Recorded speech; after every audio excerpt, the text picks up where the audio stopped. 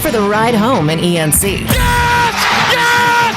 Yes! This is your 5 o'clock drive with Patrick Johnson. Holy mackerel! More news, more interviews, more ECU stories than you can shake a stick at. Hey, stop shaking that stick. This is the Patrick Johnson Show. Pirates win! Pirates win! On 94.3 The Game. All right, hello again, everybody, and welcome. A fresh edition here of the Patrick Johnson Show. Nice to have you along. Great episode on tap today. We'll get a preview from ECU Sports Network radio basketball announcer for East Carolina, Daron Vaught. He's in Philadelphia getting ready for ECU and Temple tonight. We got a 90-minute edition, so we'll take you to 6:30 and the beginning of the ECU Sports Network here on 94.3 The Game, also 107.9 WNCT, and the IBX Media app for coverage. But the PJ Show, 90-minute swolled deluxe edition. Also, we'll talk to Mike Maniscalco. Just won the North Carolina Sportscaster of the Year award, and he is also the voice of your Carolina Hurricanes. So a lot to get to in the course of the 90 minutes. I will be off tomorrow because the Steve Logan Show returns. So that'll be on tomorrow at 5, right here in this time slot. And then I will be back on Friday, both Talk of the Town and the Patrick Johnson Show, where we'll have a brand new edition for you then. Trip McGee will be in for me tomorrow on Talk of the Town. So Pilk, send McGee some post-game cuts, if you don't mind, from basketball tonight for him to use on sports. And that is all coming up. So I'll be away tomorrow for the funeral of my granddad, who passed away peacefully on Sunday. So looking forward to being back with you, but obviously an important time for the family. All right. We'll get into our top 5 at 5 in just a moment. First, we say hello to Philip the Ref Pilkington, who is on the show here today. Pilk, how are you? Good afternoon, Patrick. I'm doing well. How are you? I'm doing all right. A lot going on, as you know, and as you can imagine. Hey, we got a top 5 coming up here. Basketball tonight and ECU and Temple. We'll talk about that in just a moment. Obviously, East Carolina is feeling like, all right, we've had some time to kind of work on things. So let's see if we can start to get on a little bit of a run here in the conference and get on a roll and just start playing winning basketball. I think they feel like they're not playing terrible basketball. And there have been strides. I mean, as disappointing as all this has been in some respects, there have been strides made. And it seems like they have sort of found themselves, or at least a formula that can bring some results. But I'll tell you, man, I just you got to play some winning basketball. I think that's the next step there. In these close games, who is somebody, or even in a situation where the game may start to get away from you, who is somebody that can step up and stem that tide or make a shot? I mean, obviously Jordan Riley's sensational. Gio's been very, very solid, really good, but you kind of got to get Gio the ball.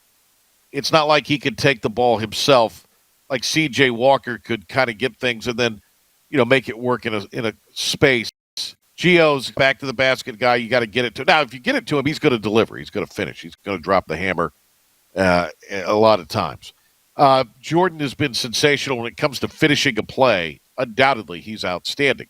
The thing with him that I think we've got to kind of see is knocking down a mid-range or just anything from the perimeter with some consistency. That seems to be, for me, what you sort of need to see. And I don't know if anybody's if that's on the roster. I mean, you may be a little bit of you are what you said we are. The only thing that gives me some,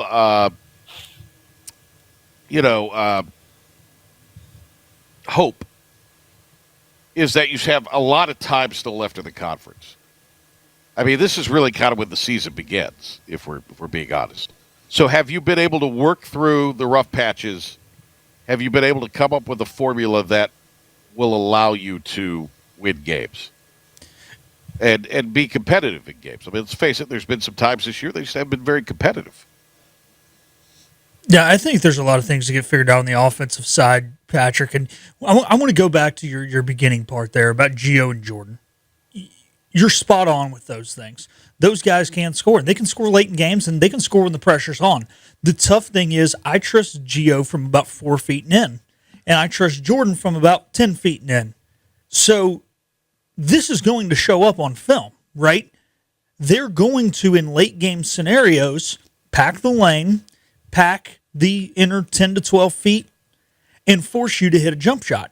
Now, if you work the ball inside to Gio or you get a drive from Jordan, who can you kick out to? And I'm not saying it's got to be a wing 3. Who can you kick out to at 15 feet that can hit the medium range jumper? Yes, ideally we want the 3-point shooter, but to the point is, last year with CJ, it seemed like when CJ drove, if it wasn't there, he could get it to RJ, he could get it to Jordan. Now it seems like Jordan's going to be the guy with the ball in his hand. Now your two options are Jordan shoots by himself or gets it to Gio. Well, they know where Gio's going to catch the basketball.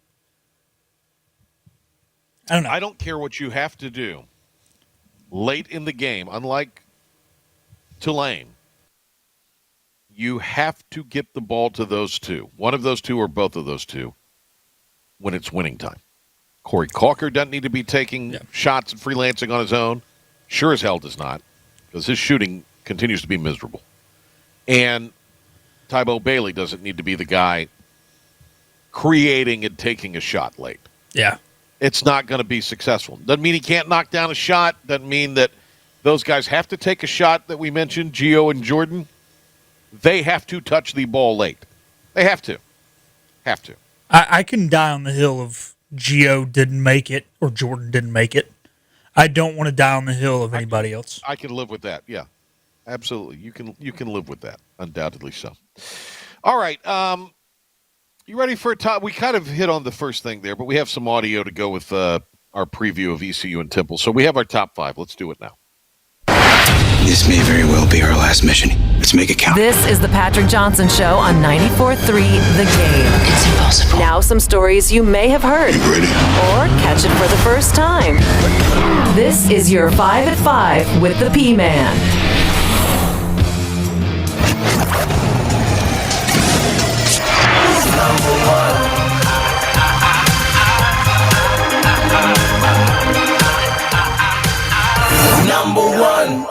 Number one, just to mix it up a little bit, we'll go in chronological order. Women's basketball last night snaps their 6-game winning streak with a tough loss at North Texas. They fall to now 2-1 in league play. They will conclude this road trip over the weekend when they head just north up to Wichita to take on the Shockers.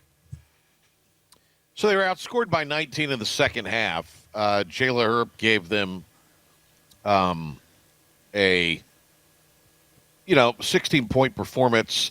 I think there were 4 in double figures led by her points, which, I mean, is great. Anytime you can get points from someone who, is a key veteran piece, that is great. And I thought ECU had been playing really, really well. It's tough to win on the road, but now I think this puts the onus on however you got to do it. You've got to find a way to win at Wichita State. You need to get a split out of this road trip. Got off to the good 2-0 start in the conference by virtue of those home games, an outstanding game with UAB, and an outstanding win, and then you handled business with Memphis. And I don't think there's going to be a situation where, obviously Rice is very good in women's hoops, but I don't think there's going to be a situation, Pilk, where you're going to have, games that are uncompetitive, at least early on in the conference. Again, because so much emphasis is being put on the conference this year to finish in the top 10 to get to the conference tournament. That is a goal right now. Obviously, conference championship's a goal of every team. But just getting into the tournament to compete for that conference championship is the goal of every team now, both on the men's and women's side. I didn't see this. I need to look this up. I'll let you respond while I look this up because, Anjane did not play last home game. At least the one I did. I don't know if she played. No, so she did play against Memphis. She came off the bench, limited minutes. She saw some action last night as well. And Patrick, and this was a game where East Carolina, they got off to a decent start, and they went on a scoring drought late in the first quarter. And it kind of felt like when that scoring drought happened, some offensive frustration set in. You mentioned they were outscored by 19 in the second half, but it wasn't one big run. It was they were outscored by maybe a point a minute, and it felt consistent with that.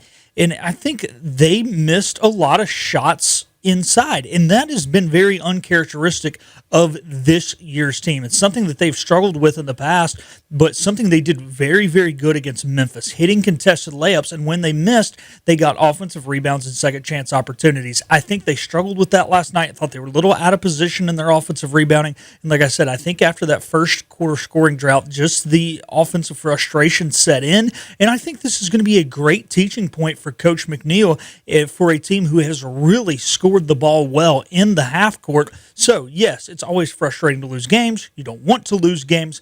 With that being said, though, this is a perfect opportunity. You're away from Greenville. You've got a couple days. There's no class to really build on and coach these points. I think they can really grow from this loss last night. You need a healthy Hutton, though, to answer that inside with any consistency. Yes. You don't have my mind. You need a healthy Hutton, so that'll be something to watch. 3 o'clock coming up on Saturday is when they will play again in Wichita, Kansas. Do we know if they're staying in Texas and then working their way up? I still don't know. Yeah, I haven't talked to Cole this week, so I'm not sure. Why don't you text him right now so we could get a little breaking news, perhaps on the show? That would be great if we had a little bit of that breaking news. Quite possibly, Pilk. Let me find it here. Everyone, a little breaking news for you. So let me know when you find out something, if you find out something. You may not find out anything. I mean, I think we have to sort of live with that possibility on this cliffhanger. Number 2. And you got to be able to read number 2, Pilk. So you got to be able to walk and chew gum at the same time. All right, let's see. Hump, chomp, chomp, chomp. Pirate Men will be in action tonight against the Temple Owls. It'll be a 6:30 airtime on 94.3 The Game and 107.9 for that just after 7 o'clock tip. The Pirates, interestingly, PJ, have only played one game here in the last handful of weeks. You have to go all the way back to the Monday before Christmas before they had played a second game. Earlier this week on Inside Pirate Athletics, PJ asked Coach about kind of that time off leading in to the Christmas holiday and through the Christmas holiday. The December run, we had a couple close games, won a couple games. We had a really important win for our program versus Buffalo, or for this season versus Buffalo. And then we had the Carolina game. And obviously, we were not happy with how that game went. I mean, it was going to take a yeoman's effort to go in there and win. But we felt like we were not pleased with the way we performed as a ball club. From top to bottom, every player, every coach, we were disappointed. So that being said, the reality is the way the schedule breaks down is then it's Christmas, and it's a well-deserved time for the players to be able to get back, see their families, be with them. They really just get 3 days. And so they get away, they come back after that break, and our guys came back with a great energy. Practices, we spent a lot of time in the gym. We had a 2-a-day. We spent time. The guys are not in class. It's the holidays. So we really spent a lot of time together, both off the court, on the court, and, we went into our first conference game. So there you go. You got some Geo audio for us as well, Pilk? Yes, we do hear Geo Imager. I believe, Patrick, was this you asking him about his journey to Greenville? Yeah, so hold off on that real quick. Let's respond to what Swartz said then. The injury thing is obviously an important thing, and I think there's a realization, as we played in the audio yesterday, that Jay Shine Woodard is not going to come back anytime soon, and quite possibly for this year. Now, we've said there's a lot of basketball left. I think at this point, not fully knowing what his true status is, other than it does not appear, certainly he's not going to play tonight, and it could be a while. To me, Pilk, you go to the player and say, do you want to shut it down? Here's the medical evidence. Here's the reality of the injury. Do you want to shut it down? And if you do, We'll support you. We'll make sure you're rehabbed. We'll make sure you're healthy when things return or when you return next year. But if you keep trotting him out there and he never gets healthy this year, or if he hurts himself even more, I mean, it just does not – that's not productive. Again, it comes back to you kind of are what you are at this moment. You can make some strides. You can do some different things. But you are what you kind of are at this moment. Yeah, you are. And going back to what you mentioned there about, letting the young man make the decision. Look, these guys only get player empowerment. We're in the age of player empowerment. So, we are. And this isn't the pro level. I know we say a lot of it's pro now, and we're right, but there still is only X amount of years of eligibility. Now, you could be granted 5, 6, 7, but, this is something where I do believe if you only get 4 years of eligibility, you should get to choose how to use them. Sure. I do believe in that. If a young man's only going to play 4, 5, 6 games, why does he have to waste a whole year? I mean, these are years you never get back. A lot of these guys aren't going to the NBA. Let them be on the court. So I'm for it. Also, yes, did get a response from Cole Barnhill, who does such a great job with our... Wait a minute. Everyone, a little breaking news for you. Cole does such a great job, as all of the sports information team does over at East Carolina University.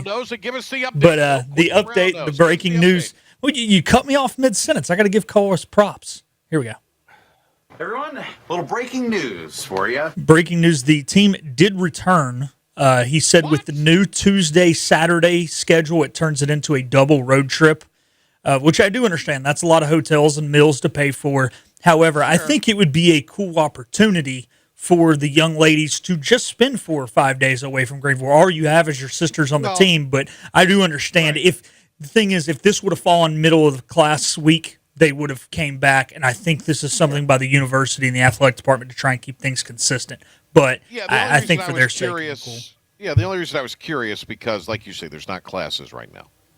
And that would have been expensive, I'm sure. But, probably a good decision to come back if they came back last night. All right. We have the Geo piece of audio, Pilk. Is that what's going on here? Yeah, we do. All right. Geo, well, you set it up. You know what it is. I don't have the sheet in front of me. So. Gio Ramagero the other night, PJ asked him about his journey to Greenville. Obviously, he seems really happy here. He was upbeat, happy to be at the coach show, and here is he talks about his recruiting process. I was already thinking of the game that I had here and the atmosphere that ECU brought to that game, and it was already at the forefront of all my options for sure. And which coach, I guess, you sort of talked to? Oh, it was Coach Poole. Okay. Coach Poole and Coach Schwartz. All right, there you go, talking about how he ended up here. Look, Gio, I think, has figured out how to play with his increased minute load, figured out, okay, if they're not going to get me the ball, I better go get it if there's a missed shot. So, yeah, I think tonight is a game where Gio could be a difference maker. Oh, yeah.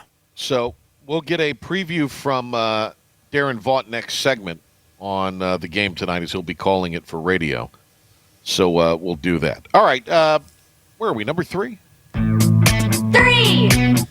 The Pirates have gotten a pair of offensive skill players in the portal. Running back from North Texas, Ashton Gray. He had over 300 yards and 5 touchdowns last year as a member of the Mean Green. And also tight end Ishmael Smith-Flores comes over from UT Rio Grande Valley. All right. I think they are the what are they? Whatever it is, it's the Cowboys is what it translates to, whatever their mascot is. Because I did a Rio Grande Valley game against ECU on radio in basketball, and Cy Seymour could not call them the name of their mascot, so he just called them the Boys. Oh, my goodness. What is it? You've got me really intrigued right now. Look up what Rio Grande Valley's mascot is. I can't think of it off the top of my head. UT Rio Grande Valley. It's a mouthful. Well, it would help if I could type, things on my phone correctly. Yeah, athletic. The problem is it just brought up the region of the country and it did not bring up the athletic teams here. Oh, come on, Pilk. Vaqueros? Vaqueros. Yes. Which translates to cowboys, or something like that. Okay, is that the Spanish word for cowboy, I guess? I think so. I believe that's the case. The Vaqueros. And look, you can't say Vaqueros. I couldn't remember it. You think Cy Seymour had a chance to recall that in any way? So he called them the boys. Oh, that is awesome. That's legendary. We need to get Cy on the show again. We do. We haven't had him on forever. He used to have him on all the time. And it's not like I know he's not calling the games anymore, but let's be honest. He hasn't missed a minute. He's been at every one. I mean, I walk in and he and Coach O are sitting there hanging out. Right. Cy's the best. Let's see here. Yeah, I mean, you gave the update there. I don't really have anything to add, and in many respects, nor do I care. 444. Number 4, since we actually some of these actually had broke yesterday, but we were so into the Harbaugh thing. There's been some parting of ways with some teams, as well as some head coach interviews. We're going to talk more about the interviews. Coordinators. Yeah, coordinators let go. Cowboys and defense coordinator Matt Eberflus, Lions and offensive coordinator John Morton, and Washington has gotten rid of both of their coordinators, Joe Witt Jr. as well as Cliff Kingsbury. But the main thing I want to talk about here, PJ, Jason Garrett. You do this, okay. Let me ask you this. Where does Kingsbury wind up? He's going to wind up somewhere. He is. This is one of those. I think as a play caller. Yeah. But he's going to wind up. And he could wind up somewhere in college. He could. The thing is with Kingsbury, man, he shows stints, but then also like his track record's really not that great. It's kind of one of those things. He's like the sexy name, but he doesn't always perform. I don't know, man. It's one of those things. Like he went 5-7 with Patrick Mahomes in college. True, but in fairness, this year, his quarterback was hurt all year. I mean, in fairness to him this year, and they wasn't just quarterback. I mean, holy crap, there were guys playing receiver at the end of the year for that team that I didn't even know were still in the league. I mean, I was at a game there earlier this year. Traylon Burks caught a touchdown pass. I was like, oh my gosh, I remember when he was drafted by the Titans and was supposed to be this great thing. I didn't even know he was still in the league. Yeah. So you talked about interviews, and I know you're going to get to one here, but apparently there are reports emerging that Harbaugh has already been contacted. 7 teams contacted Harbaugh's agent within 45 minutes of his fine. So that means while we were on the air yesterday, right? Because I think it broke with 50 minutes left in our show. And so, with all due respect to Rini, who thinks he would sit out a year, I now think he's going to wind up somewhere coaching next year. If it makes sense. If it makes sense, but he's in a position where he doesn't have to go take a bad job. For example, Cleveland with, hey, you're still paying Deshaun Watson. I can't do what I want with the cap. Yeah, he can play the field and say, you know what, the ball's in my court. You offer me a crap job, a crap situation. I don't like your owner. I don't like your cap space. He can sit out a year, but if he likes those things, like maybe the Atlanta situation, he can go after something like that. I think that's a situation that would make a great deal of sense for him. Now, they've got to figure out what they're going to do at quarterback. But he would get say in that. I think that'd be part of the deal. Absolutely. Hey, I'm coming. I get say. Right. I get say in that. I think Tennessee's kind of sneaky interesting. I mean, it's a total rebuild kind of thing.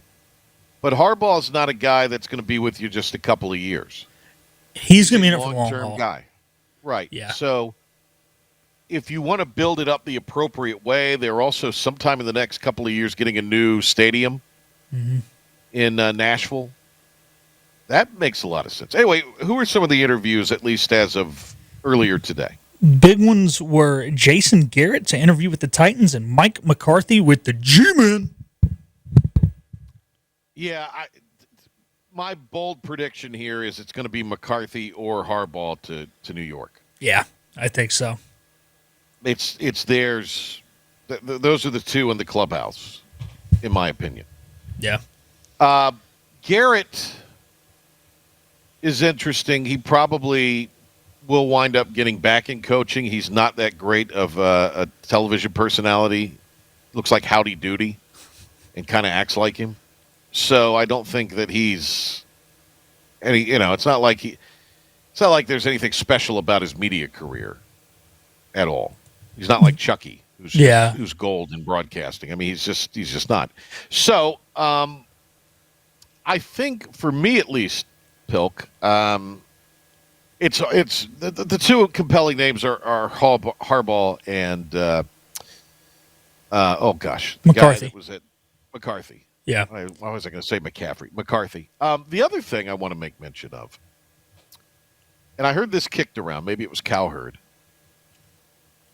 Maybe not. Maybe somebody else. But if you're the Raiders, do you contact Curt Cignetti? Do you make Curt Cignetti tell you no? Why not? You've got the money to buy out his $80 million deal. You're the Raiders. Yeah. Yeah. I don't hate it. Could his quarterback go with him to Las Vegas? Yep. I think the first pick, they can do whatever the hell they want with it. So, I mean, that creates some excitement. I don't think there's a bigger, excuse me, name in college football. Coaching right now. There's not a bigger name in college football coaching right now than Curt Cignetti. Am I wrong about that? No, you're 100% spot on. Bless you, by the way. Allergy season. We got one warm day and Patrick's allergies kicking in on him there. But no, there's not. And I think his mindset and toughness would translate to the NFL game very well. I could see him being an NFL coach one day. And yeah, if you're Vegas, why not take that shot in the dark? Like I said, you've got the money to buy out his contract. The one thing I do want to comment on from earlier with the Jason Garrett thing, I know some people are screaming at their radio going, that guy was a horrible coach. Well, guys, listen, he was under Jerry Jones. He wasn't coaching. He was a puppet. Well, same thing with McCarthy. Same thing with McCarthy. You got to judge McCarthy on his time in Green Bay, just like you have to judge. Still went 12-5. Yeah, McCarthy still went 12-5, and McCarthy was less of a puppet in Dallas, I'm sure. Yeah, than Garrett was. Garrett was the ultimate puppet. And it's just like Parcells, right? You have to judge Bill Parcells on Bill Parcells Giants, not on Bill Parcells Cowboys. Because Bill Parcells Cowboys was being told by Jerry Jones what to do. So that's how I view this. Look, Garrett's not a great coach, but for the people that are sitting here going, oh my God, he's awful. Well, I mean, you want to talk about top puppets of all time. That ain't happening in Nashville, I can tell you that. People call it retreads. Yeah. And I think when you look at the scenarios we're talking about, I think you need somebody who has head coaching experience in Baltimore. Oh yeah. Yeah, you can't suffer through the rookie head coach growing pains with a established quarterback, an established defense. They got to hit the ground running. This has got to be a guy who's done it. I would like to see McCarthy there, like we talked about yesterday. I also think in New York, given darts, you need somebody who, in other words, I just look at these scenarios, and you need somebody, it makes more sense to have somebody with head coaching experience in the vast majority of them. Yeah. To me, at least. Yeah, the Titans and the Raiders are probably big enough of a rebuild that if they went with the rookie guy, it's going to take a while. Yeah, I'm not as opposed to those situations, but yeah. All right, we got to get to Daron here. We're running short on time. All right. 5. All right, number 5. NASCAR President Steve Phelps has stepped down in his role. This happened late yesterday. NASCAR Commissioner Steve Phelps, after some crude text messages that were sent during the federal trial. This is more of your bailiwick. There's no immediate announcement of what's going to replace him.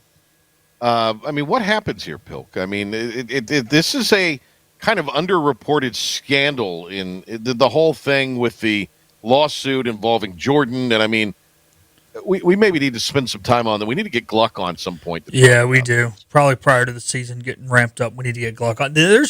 Look, NASCAR is just as corrupt as the NFL or the MLB or the NBA or the NHL or FIFA, and now it's just now coming out to the general public. I think the fans have always known, the diehards, but now it's coming out to everybody.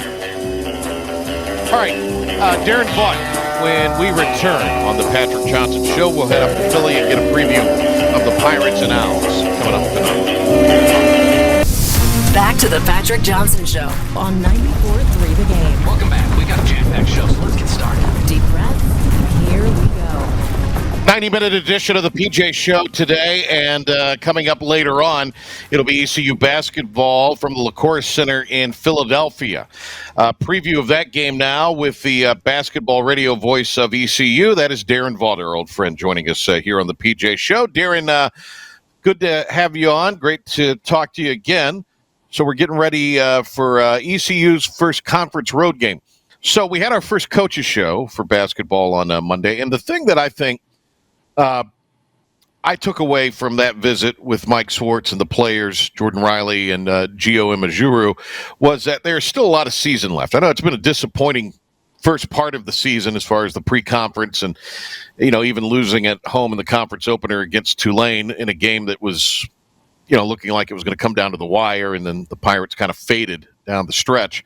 But there's still a lot of basketball to be played, and there's a lot of opportunity to get yourself prepped and primed and ready to possibly be playing your best basketball. And that's the hope going into Birmingham in March. Yeah, I think that is kind of the theme or the mood around the team currently, is that it's early in the season, especially when you adjust the scope to the conference slate. And that, let's be real, in the American is the part of the season that matters, right? And I've seen enough of the American to know it's not a particularly good conference this year. And it's been a struggle for the Pirates, but if they can get some things in order, they've got two legitimate dudes, and by dudes I mean two first-team all-conference contenders in Jordan Riley and Gio Imajuru.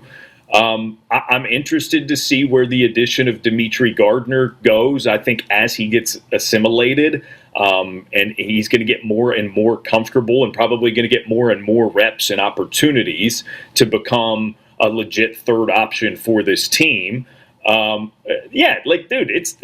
We still got a long way to go. And I will remind Pirate fans, as I've done often throughout this first bit of the season, the only two times the Pirates have ever made the NCAA tournament in men's basketball, they had losing records. I think ECU, you're proud of those seasons because you hauled off and won the conference at the end of the whole thing. This year would be no different if they were to do something similar, right? So, there's a lot left to play for. It was concerning to hear that the Jay Woodard situation may be one where he does not return at all this year, and the medical redshirt considerations are being made. Any status update you could give us, and anything on Delorier? There's a possibility of him returning tonight.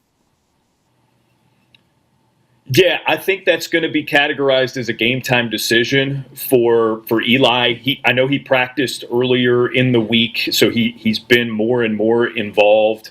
I'm with the team in Philadelphia. Obviously, he's walking around, no boot necessary as he had previously. So I think he's close. I would imagine he's going to be a game time decision tonight against Temple. I don't know that he'll play, and if he does, it probably won't be much, Patrick. But I could see him getting fully reintegrated into the lineup here in the next week or two for sure.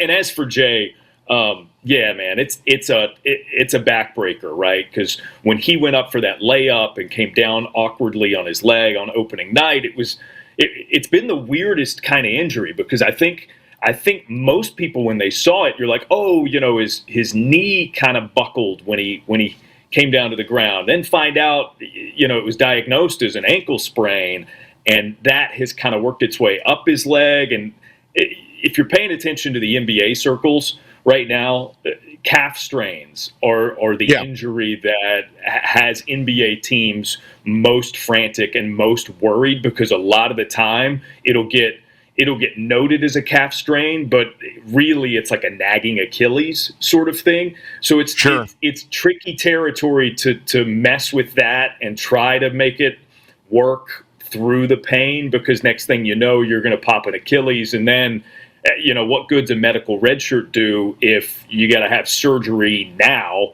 and the recovery time is going to put you returning maybe in a conference slate next year. So I think that's what the Nate Clark and the coaching staff have kind of been dealing with Jay in terms of making that decision.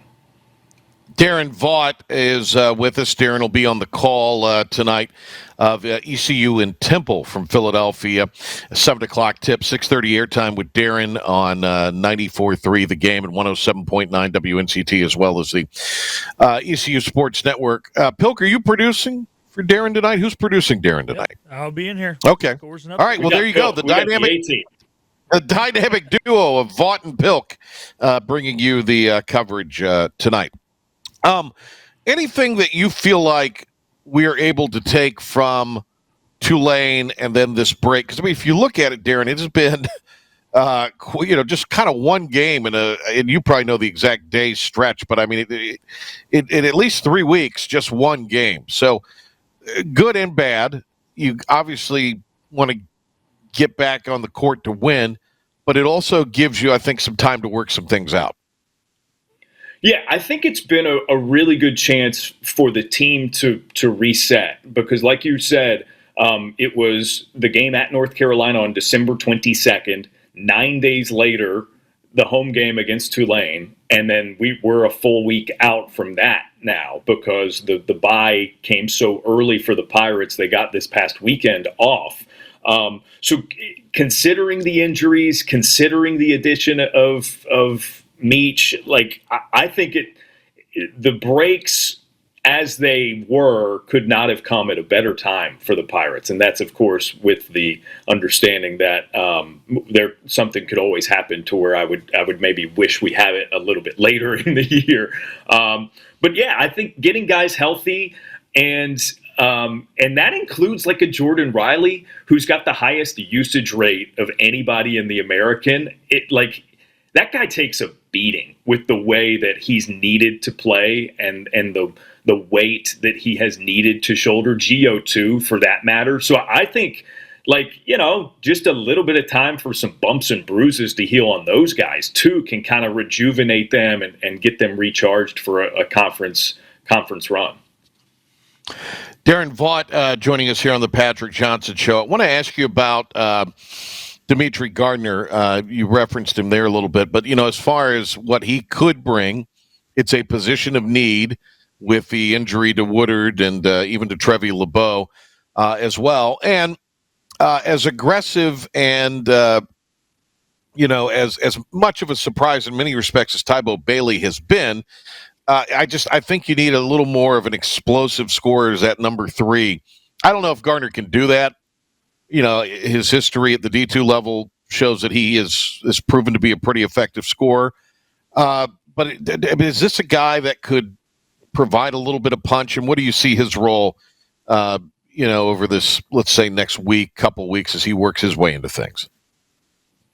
Yeah, I think the expectation is he's going to add some juice to this rotation, mainly on the offensive front, right? I mean, we talked about he's a career 39% three-point shooter at the Division II level coming in, 23 points a game last year. I mean, it's not nothing. This is an honorable mention All-American at the Division II level. So I think once he gets comfortable, and as we've seen with the JUCO guys over the past couple of years, the game can be a little fast initially, but then guys like Jay and Trevi kind of settled in. So I think from a scoring standpoint, you're not making this addition, especially of a grad transfer like Dimitri is, without the intent that he's going to have a huge impact on the back half of your season.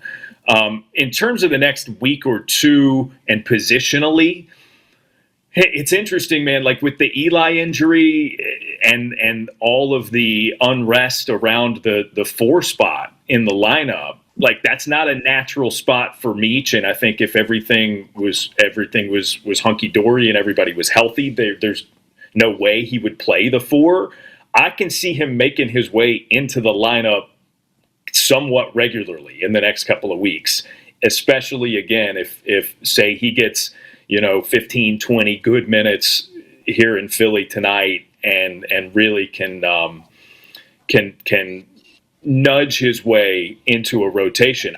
I think we might see him at the 4 a good bit. And again, once everybody's healthy, who's going to get healthy, including Eli, maybe that you bump him back down and he does take some of those Tybo minutes, some of those Pat Darcy minutes in the backcourt or as a wing. But for now, I can kind of see him making his way into the lineup at the 4. Give us a quick primer on Temple. This is a team that does not take a ton of threes, but they shoot a really, really good percentage. They just blew out UTSA in their last game on Saturday, and it was without their leading scorer. So there will be probably a game time decision where we find out if Darian Ford is available for the Owls. But they've got a good mix, by my estimation, of good transfers coming in and also some familiar names who we saw with this team last year. Aiden Tobiasen was a freshman last year, made the all-rookie team in the American, scoring just 5 points per game. His minutes have increased, of course, but he's up to 15 points per game. And Tobiasen is a 40% three-point shooter for his career. So over a year plus, year and a half now, with them, a pretty effective three-point shooter. If they have Ford in the lineup, they've got 4 guys who score double figures. It's a good team. It'll be a tough test for the Pirates, and we've seen this game come down to the wire in recent years. It could be one of those. It just kind of depends on if the Pirates are hitting shots, if the Owls are hitting shots. Certainly, they're capable of going on a pretty big offensive run. Hey, Daron, we know you got to go. Thanks a lot for the time here, getting us ready for Pirate basketball tonight at Temple. Have a great call, and we'll see you on Sunday. Yeah, no sweat, man. Appreciate you, PJ.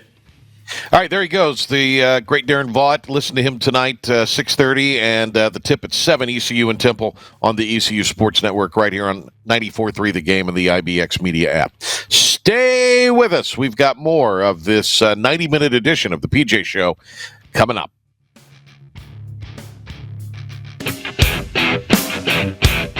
Remember, get the podcast of the show on the IBX Media app or where you get your podcasts. I listen on my Apple Watch. Smart speaker. Listen while you work. I listen everywhere. The Patrick Johnson Show on 94.3 The Game. An exciting hour about to wrap up. Thanks to Darren Vaught. Mike Maniscalco will be with us after at or about the top of the hour as we go 90 minutes today, leading you into basketball. Speaking of hoops, Duke and NC State both winning last night. Road contest in the ACC. It was Cameron Boozer with 27. The 6th-ranked Blue Devils top 20th-ranked Louisville. 3rd win in a row for the Dukies. And Duke got down in that game by a dozen, which had been their biggest deficit all year. I think that's an impressive win, though, from Duke last night, because Louisville was loaded for bear, and they were dropping in all kinds of threes. It showed that Duke can play well defensively. It's something I feel like they did not do in the month of December, and it's something that John Shire prides himself on. It's something without a second true scorer like last year, this Duke team's going to have to do to make a run in the NCAA tournament. They're going to have to be a really, really good defensive team, PJ, and it was something that they showed in the second half they're capable of. Yes, Louisville maybe missed some shots that they were hitting in the first half, but some of the shots they were hitting in the first half were just damn good shots. And, Duke had to make some adjustments. I thought they did that. They ran Louisville off the three-point line. I thought the play of Dame Sarr on the defensive side of the ball and his ability to face guard a guy who is smaller than him and more athletic than him shows how he can contribute to this roster in more ways than just scoring, because his scoring has been a disappointment. And look, this Duke team, they're going to be a second weekend team. They should be a second weekend team. Now it's, can you take the next step and find yourself in the Final Four? Yeah, Boozer outstanding again. State, it was back and forth. It was close. I don't know necessarily back and forth, but it was close with Boston College there. But Darian Williams finished with 22, and it was an 8-point win for the Wolfpack, who knocked in 13 threes. And look, if State's making their three-point shot with what Will Wade wants to do with pace and defense, the Pack will be a very formidable team to deal with in the ACC, which is starting to look a little more maybe wide open than we thought in some respects, as far as being able to finish in the upper echelon of the conference. I mean, Louisville's quite good. Virginia's had a really solid start to the season. You've got Duke. North Carolina is North Carolina still. I like SMU still. Numerous sports. SMU's outstanding. You talk about a club. So, I mean, State could certainly find themselves up there with them as some of the others are coming back to earth. I want to ask you really quick. Well, I'll tell you what. We'll wait and do that briefly at the end of the show. Panthers made a transactional move. I didn't even know Renfro was still on the roster, to be honest. He hadn't played so long.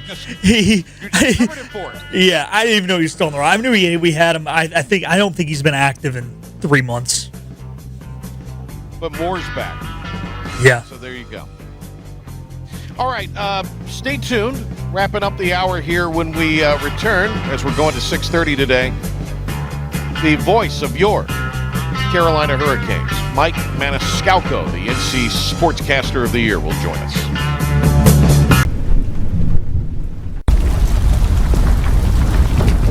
Oh, hey. Welcome back. Back reporting to duty. You got here just in time. Holy nuts, man. This is the Patrick Johnson Show on 94.3 The Game. Great to welcome in an old friend. He is the voice of your Carolina Hurricanes and the North Carolina Sportscaster of the Year, just named a couple days ago. Mike Maniscalco makes a triumphant return to the Patrick Johnson Show. It's great to have you on, sir. Congratulations. What an honor for you. Richly deserved, and couldn't happen to a nicer guy. Oh, first off, thank you for that, Patrick. I really do appreciate it. It has been far too long. Like, I mean, it's been months, I think, plus since couple years, actually. Yeah, a couple of years. Even long. Jeez, my goodness. So it's great to be back with you and to talk to everybody there. But very, very honored. And you and I were talking about this before we started getting formally into what we're going to talk about today. But to be named the North Carolina Sportscaster of the Year, for me, it's a team award because there's so many people, as you know, in our job, be it radio or TV, and TV behind the scenes, especially who, if anybody sees this face at this point in the morning, knows how hard it is to make this look good on TV. So just for that, and then, my on-air partner, Trip Tracy, who, it's funny, even though he's older than me, I love it that we are Chris Farley and David Spade, only we've swapped bodies. So that's made life phenomenal for me, and Shane Willis and Hannah Yates, like true professionals to work with. And then, the team, they give me unbelievable access to the team where we can tell their stories, and they're great. So that's the other thing that makes life tremendously easy for me. So, but to be recognized and for this award from the National Association of Sports Media, the fact that it's voted on by my peers, it's a humbling thing, and it's great. I am thrilled. Even my mom thinks it's a big deal, so that's a good thing. And now we move on with the rest of the season. So it's great, and great to be here, and great to catch up with you. When is the award ceremony? It's traditionally been in Salisbury. I think they may have moved it to Winston-Salem in recent years. But when does all that go down? It goes down at the end of June, the 28th and 29th. It's 2 days. It's in Greensboro now, at the Grandover in that area and surrounding areas. Yeah, exactly. So It's funny because the Florida Panthers aren't the only teams going back to back. Trip Tracy won this last year. I won it this year. So the Carolina Hurricanes have gone back to back in consecutive years, winning a major award. So yeah. How about that? That's pretty amazing there. Tripp infamously, and deserves a lot of credit for this, confronted some demons head on a few years ago and very publicly spoke about that, which takes a tremendous amount of courage. And I assume he's doing well. He's doing well in life. He is doing fantastic, and that's the other part of this. I know that people associate us with just hockey and the games, but there are people behind all of this, and to see Tripp thriving right now, and like what you said, Patrick, he didn't duck what happened to him that cost him a playoff series, and also it could have cost him his livelihood. But the fact that he is straightforward with everything and how he's embraced it. And I truly believe this. I think that his greatest achievement, forget whatever awards that we might win, rack up doing this on the broadcasting side of things, is how he has confronted sobriety. And because he hasn't shied away from it, I can tell you, I see it when we're out and people walk up to Tripp and they tell him his way of approaching it has helped them through what they're going through, where they acknowledge, okay, maybe we have something. So that's special when you have that. And I am really fortunate, Patrick. It's not just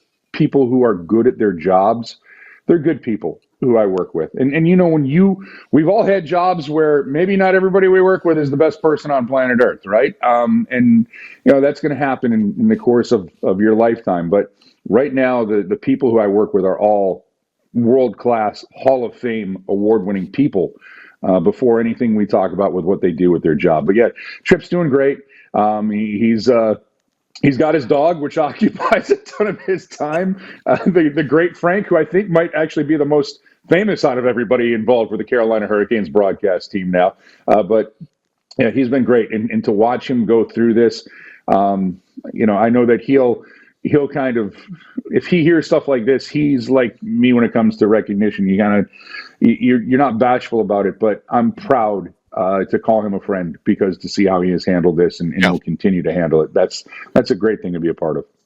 The great award-winning for the Sportscaster of the Year, Mike Maniscalco, is on the program. Thank you. Thank you for saying it right. Thank you, Patrick. Sure. Yes, and I'm sorry you had to wait a few minutes as well. We know you're very, very, very busy. Very important. Very important. In fact, I can't believe you're slumming it here on this little radio clubhouse today. So I'm eternally grateful. You had a health situation a few years ago. Yeah. And that was a kind of a touch and go, scary kind of moment, if I recall. We've talked about it on air and privately. How are you in everything in life as far as you go now? Yeah, it's funny. It's been, it's been like 7 years since that happened. It was trying to make sure that I get the time frame on this one right. Like, it was October of 2019, 2020, and it's funny. Wow. I just got my checkup. Yeah, I just got a checkup on it, and I'm all clear. I'm really, knock on wood. I don't have any other wood near me right now. Knock on wood. Things stay the course. But right now, as I turned that magic number of 50, I don't know when that happened. God. My health seems to be, other body parts like knees and ankles don't want to feel like working the way that they should. But the stuff that I was truly concerned about right now is all fine. So I just got the all clear from my doctors. As a matter of fact, right before the season started. So in September, I got the all clear that everything is good. And so it's good to know that Wilson, the volleyball, isn't trying to regrow inside of me. And for people who don't know the story, it's out there and very public about it. But yeah, I'm doing fine health wise. Everything's good outside of the normal.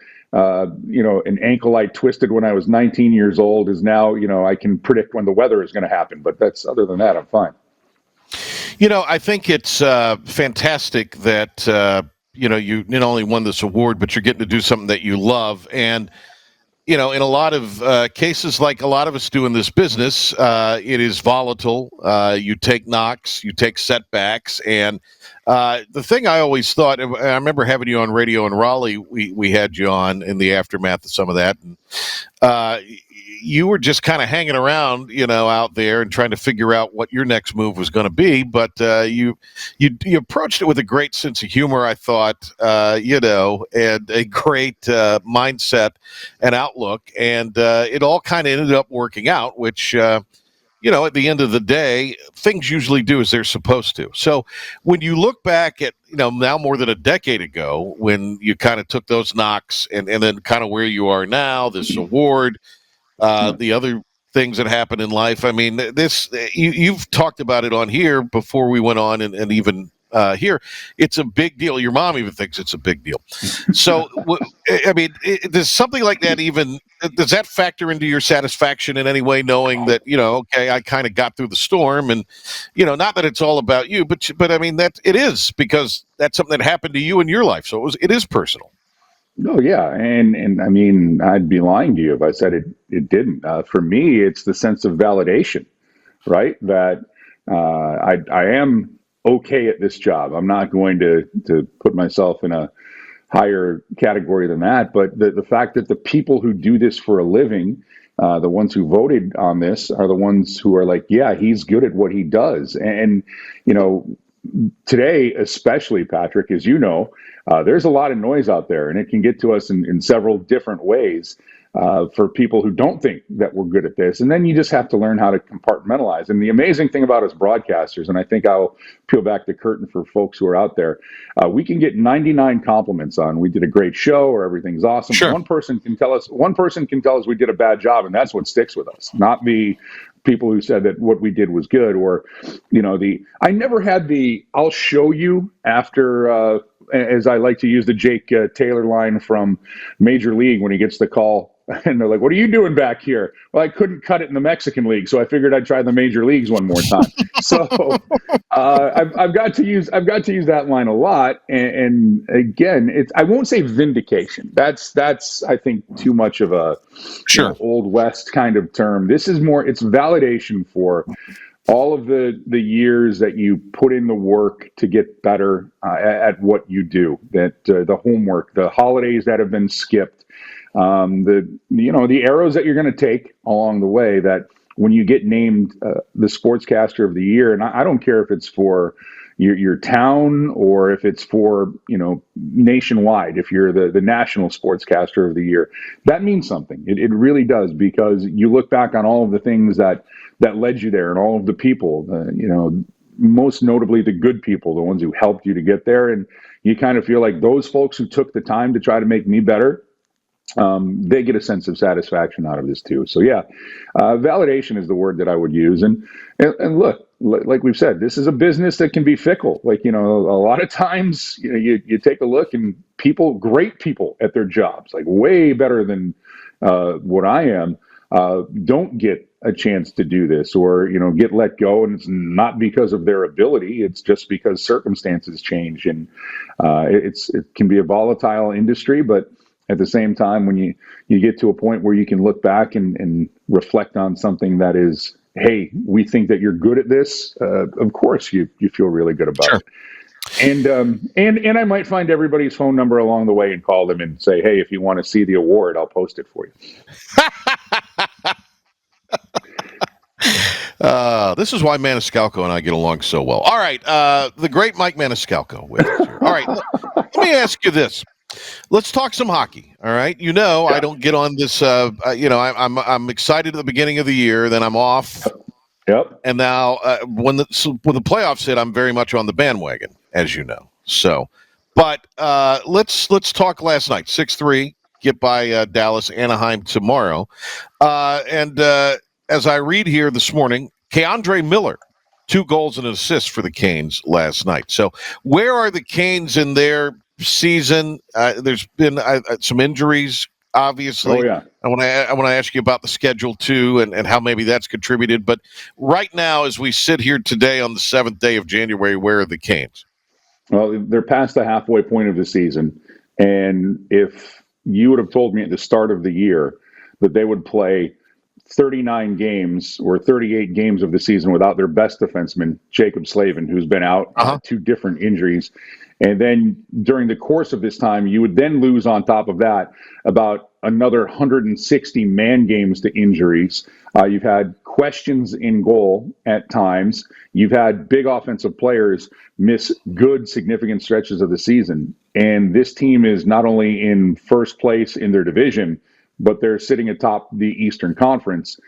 I would tell you, where do I sign for that? Because that doesn't happen when you have significant injuries to key players, and the Canes have had that. So for me, it's part of the system. They found out they've got some young guys who can contribute when they need them, which that's an asset in several different ways. One, you know that you don't have to go outside the organization to get better, but the other side, Patrick, is if you want to, now that you've got some assets that have displayed, hey, they can play at this level, so maybe you can bring in another player if you need to. And it goes back to the consistency of Rod Brindamore and what he does behind the bench and what he demands of this team to play how they have to play, the way they need to play to be one of the top teams in the NHL. So that's the story. And the other storyline is, this is a great one. You know, this is the movie of the week.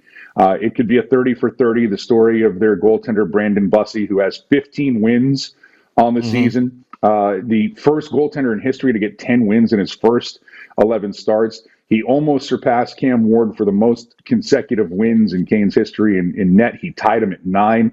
And he is one of the smartest people I have been around. You know, I can use the Crash Davis line if I'm quoting baseball movies for hockey.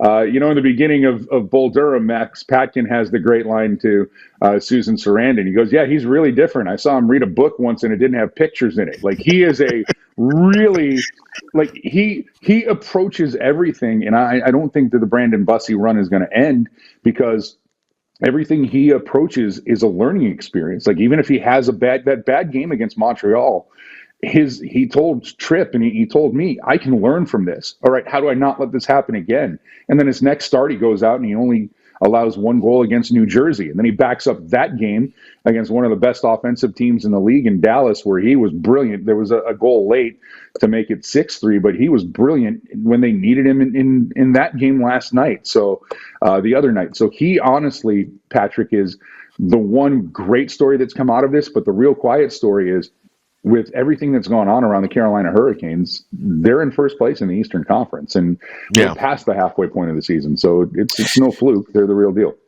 We're less than a month away from the Olympic break, and that is obviously why this is a bit of a truncated schedule, if you will. Do you think that's contributed to not only the injuries with Carolina, but also just across the NHL? Absolutely, because we're in a normal season, and that's a great question, and I think it's being brought up. You don't have that normal time where you could rest a certain bump or a bruise that can turn into something else if you've got to go push it the next night. And it's not even playing the next night, Patrick. It's you have a compacted schedule in the front end of the season where you're playing a bunch of back-to-backs, or one of the hardest things to do is play 3 games in 4 nights, and the Canes have done that a lot. Everybody has done that. So this isn't just pointing to the Canes schedule. Everybody's done that. Or you're going to play, 4 games in 6 or 7 nights. That is a lot of hockey, a collision sport, in a short amount of time. And these guys are tough. They won't come out of the lineup, or it takes something catastrophic, it seems at times, for them to come out of the lineup. So you're playing day after day. You don't get that normal where you get like, okay, we're going to play 2 games or 3 games a week. Now you're playing 4 games a week, which changes what happens. I think that the guys who aren't playing in the Olympics are going to be better off in the long run for this, because they're going to get a chance to heal up those little things that are nagging them when we get to, Milan and Cortana in Italy, and the smaller rink that they have over there. But yeah, this has contributed to it.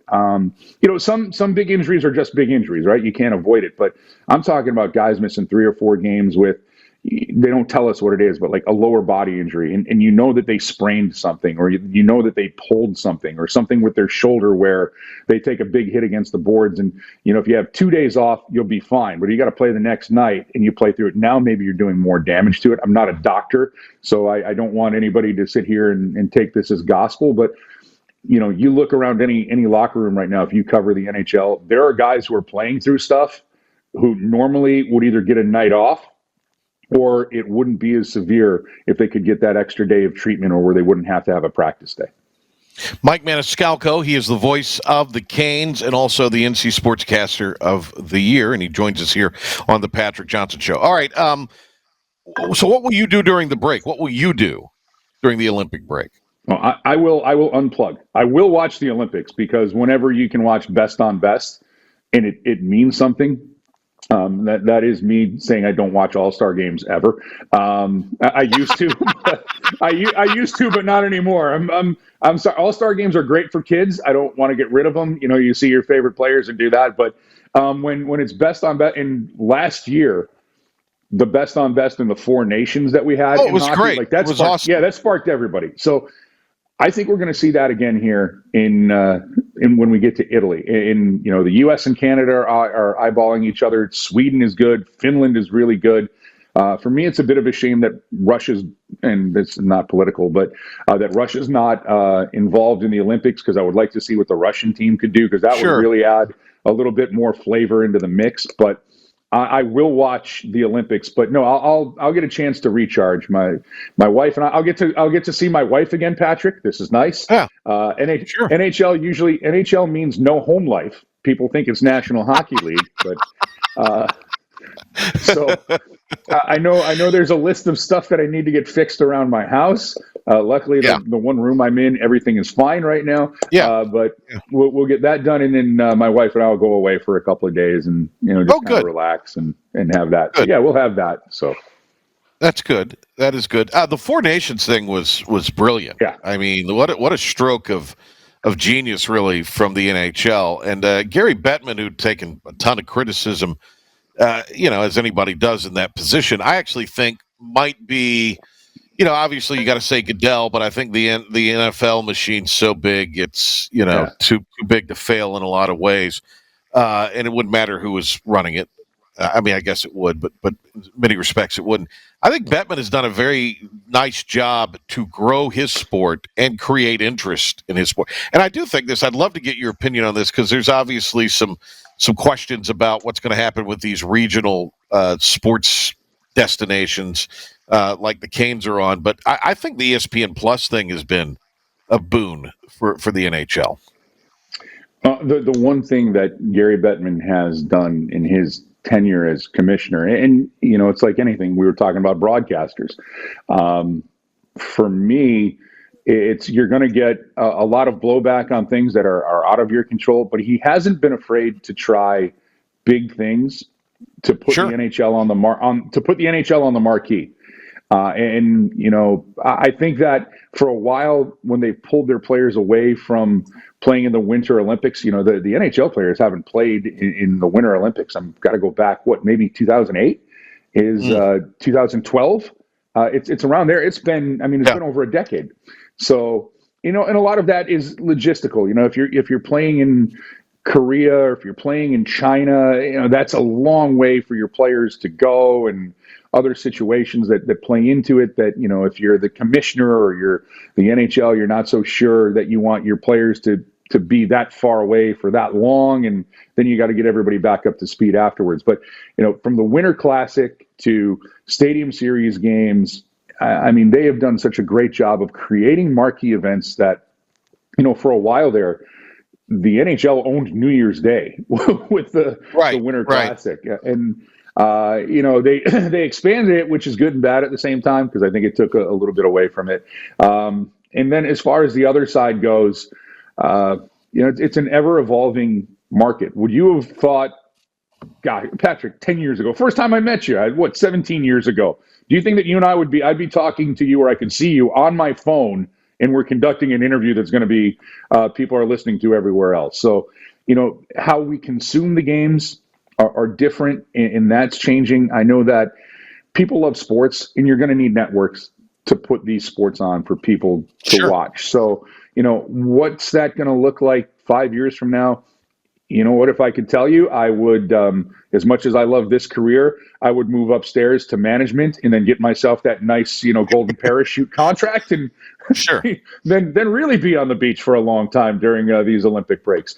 But I can tell you that what the fate is going to be, as long as there are fans who want to watch these games, and you mentioned it, the ESPN Plus, that there's now different ways. There's going to always be a platform that the games will be available. And your local broadcasters, I think, are as important to any call of the game that you will get. And, we get this all the time.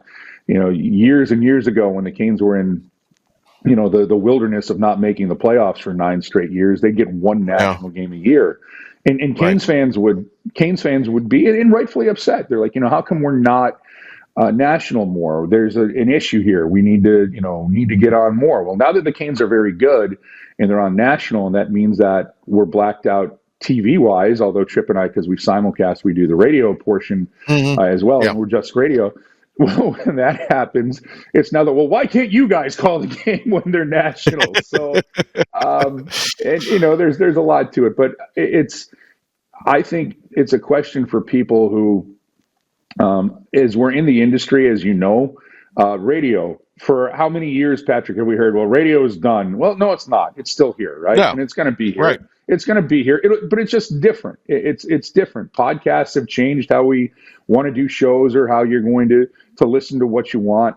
But it's never going to completely go away. The question is just how it's going to look. But it's a complex question that I don't think has a simple answer, other than the regionals in some way, shape, or form are always going to be there for sports fans and for the teams. It's just, how do those look, and how are the contracts shaped moving forward, which you and I mean, we'd need a much longer show than what we're doing right now to figure that one out.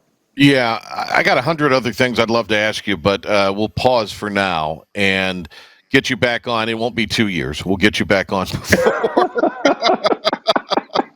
And we're going to get there. I'm up in there, up in the triangle a lot over the next several weeks, and in the spring doing games and stuff. So we'll, my people, which is me, will contact your people, which is Vast, and we'll get a date set up. So you need to let me know who these Vast people are, because my people, which was me, responded right back to you, right. And then you had Phil come in.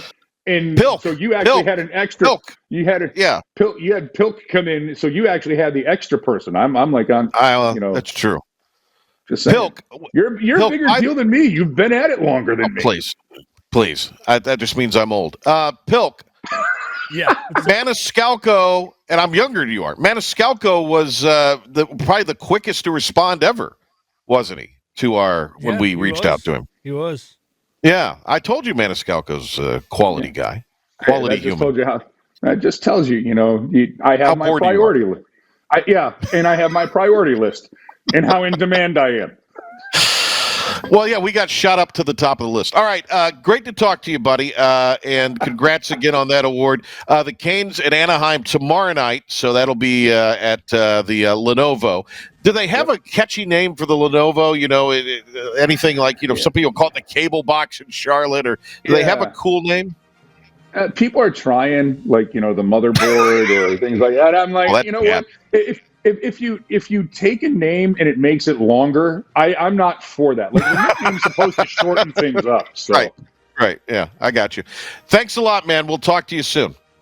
You got it, Patrick. Thank you. All right, more of the PJ Show straight ahead.